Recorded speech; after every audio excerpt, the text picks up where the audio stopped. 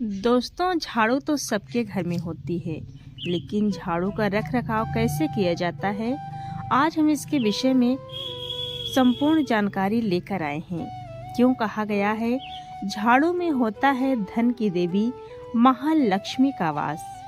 दोस्तों, पौराणिक शास्त्रों में कहा गया है कि जिस घर में झाड़ू का अपमान होता है उस घर में लक्ष्मी का वास कभी नहीं होता है, वहाँ धन की हानि होती है, क्योंकि झाड़ू में धन की देवी महालक्ष्मी का वास माना गया है।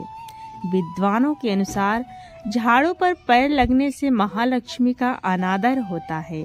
झाड़ू घर का कचरा बाहर करती है और कचरे को दरिद्रता का प्रतीक माना जाता है। जिस घर में पूरी साफ सफाई रहती है वहाँ धन, संपत्ति और सुख शांति रहती है। इसके विपरीत जहाँ गंदगी रहती है वहाँ दरिद्रता का वास होता है। ऐसे घरों में रहने वाले सभी सदस्यों को कई प्रकार की आर्थिक परेशानियों का सामना करना पड़ता है।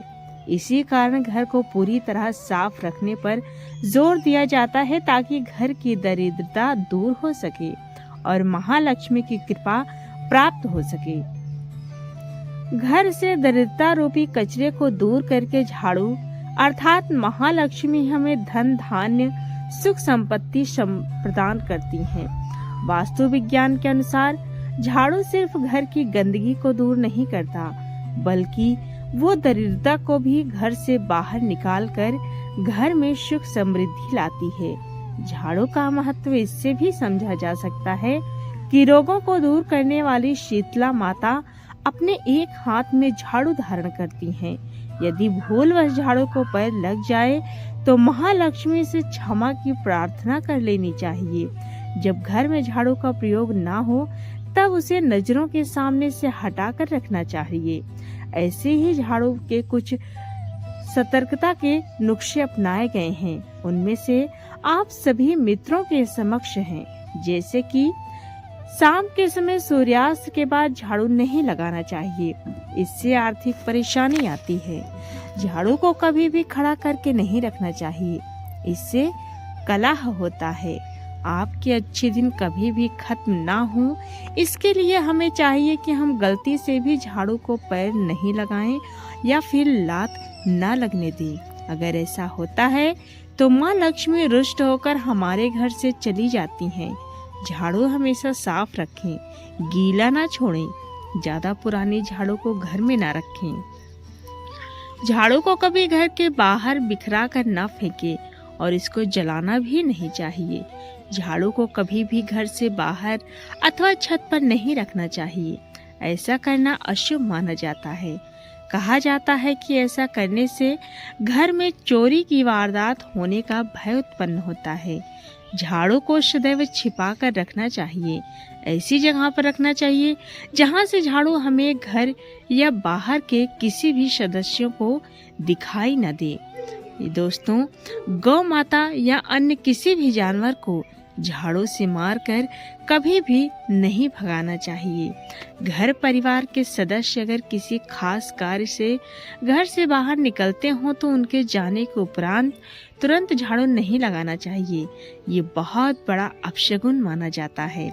ऐसा करने से बाहर गए व्यक्ति को अपने कार्य में असफलता का मुंह देखना पड़ता है। शनिवार को पुराने झाड़ू बदल देनी चाहिए। सपने में झाड़ू देखने का मतलब होता है कि हमें भारी नुकसान होने वाला है। घर के मुख्य दरवाजे के पीछे एक छोटी झाड़ू टांग कर रखनी चाहिए। इससे घर में लक्ष्मी की कृपा हमेशा बनी रहती है। पूजा घर के ईशान कोण यानी उत्तर पूर्वी कोने में झाड़ू व कूड़ेदान आदि नहीं रखना चाहिए, क्योंकि ऐसा करने से घर में नकारात्मक ऊर्जा बढ़ती है और घर में बरकत नहीं होती है। इसलिए वास्तु के अनुसार अगर संभव हो तो पूजा घर को साफ करने के लिए एक अलग से साफ कपड़े को रखें। जो लोग किराए पर रहते हैं वो नया घर किराए पर लेते हैं अथवा अपना घर बनवाकर उसमें गृह प्रवेश करते हैं, तब इस बात का ध्यान रखें कि आपका झाड़ू पुराने घर में ना रह जाए। मान्यता है कि ऐसा होने पर माँ लक्ष्मी पुराने घर में ही रह जाती हैं और नए घर में सुख समृद्धि का विकास रुक जाता है। तो दोस्तों, ये थी झाड़ू से जुड़ी कुछ महत्वपूर्ण और रोचक जानकारी। अगली जो कथा हम आपको सुनाने चल रहे हैं वो ये है कि जब भगवान विष्णु ने अहंकार को बनाया तो क्या क्या हुआ। उलत्स ऋषि ने कहा, हे नारद जी, आप ध्यान लगा कर सुनिए। बहुत समय पहले ये सारा संसार जड़ और चेतन मतलब कि एक विशाल महासमुद्र में डूबा हुआ था।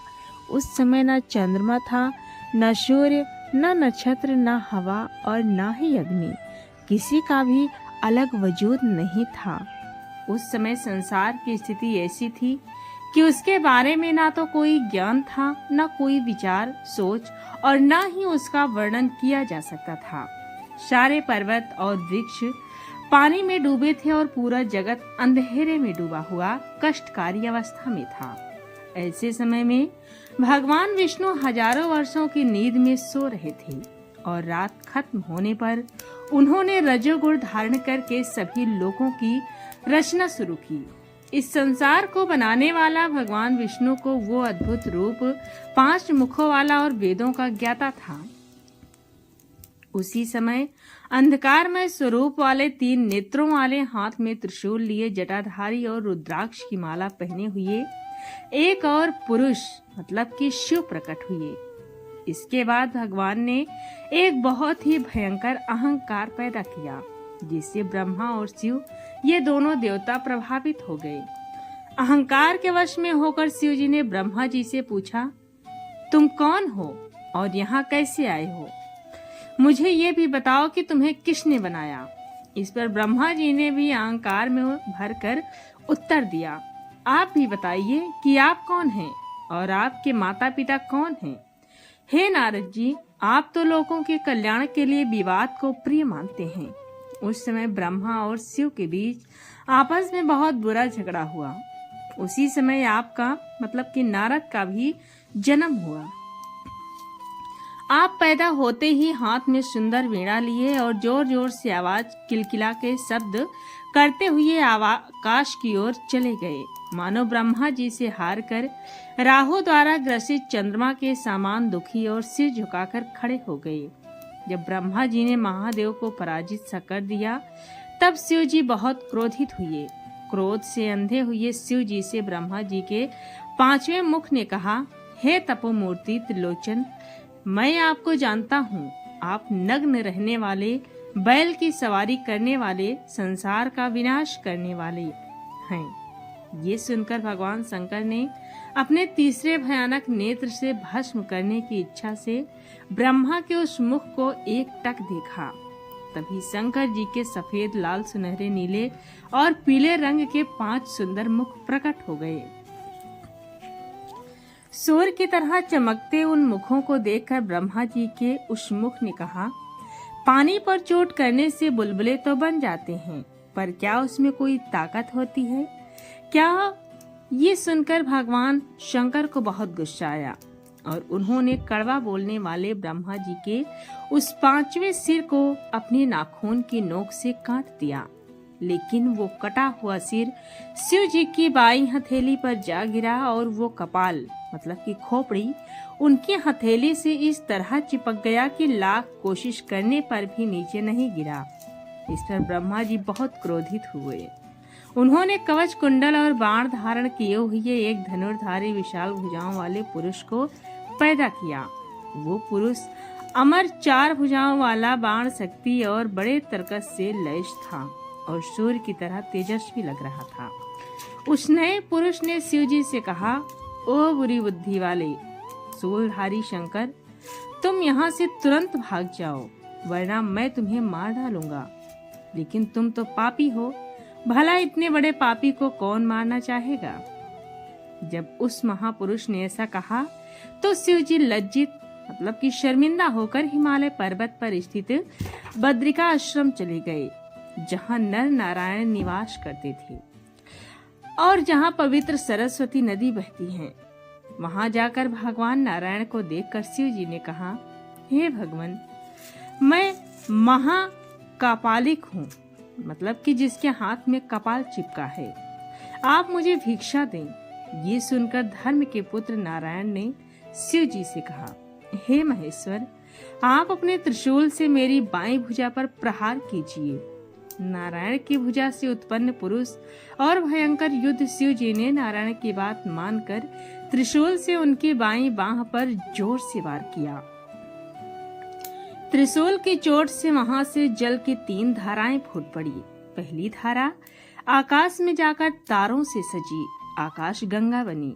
दूसरी धारा धरती पर गिरी, जिसे ऋषि अत्रि ने मंदाग्नि के रूप में स्वीकार किया। उसी अंश से दुर्वासा ऋषि पैदा हुए थे दोस्तों। तीसरी धारा उस भयानक कपाल मतलब कि खोपड़ी पर जा गिरी जो शिव जी के हाथ में था, जिससे एक बालक पैदा हुआ। वो जन्म लेते ही कवच पहने हुए सांवले रंग का जवान युवक बन गया।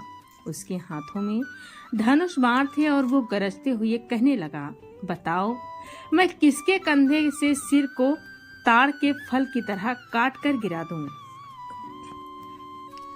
नारायण के भुजा से निकले उस पुरुष के पास जाकर शिव जी ने कहा, हे नर, तुम इस सूर्य जैसे चमकने वाले लेकिन कड़वा बोलने वाले ब्रह्मा के पुरुष को मार डालो। शिव जी के कहने पर उस वीर ने अपना प्रसिद्ध आजगव धनुष और कभी न खत्म होने वाले बाणों का तरकश लिया और युद्ध के लिए तैयार हो गया। इसके बाद ब्रह्मा के पुत्र और नारायण की भुजा से जन्मे दोनों पुरुषों के बीच 1000 दिव्य वर्षों तक भयंकर युद्ध चला। अंत में शिव जी ने ब्रह्मा जी के पास जाकर कहा कि हे पितामह, ये तो बड़े आश्चर्य की बात है कि मेरे इस अद्भुत पुरुष ने अपने बाणों से आपके पुरुष को हरा दिया। तब ब्रह्मा जी ने शिव जी से कहा, इस पुरुष मतलब कि इस ब्रह्म पुरुष का जन्म दूसरों को हारने के लिए नहीं हुआ है। अगर कोई हारा है तो वो तुम्हारा ही पुरुष है। मेरा पुरुष तो बहुत बलवान है। ऐसा कहे जाने पर शिव जी ने ब्रह्मा जी के पुरुष को उठाकर सूर्य मंडल में फेंक दिया और अपने उस पुरुष को भगवान नारायण के शरीर में वापस भेज दिया। तो ये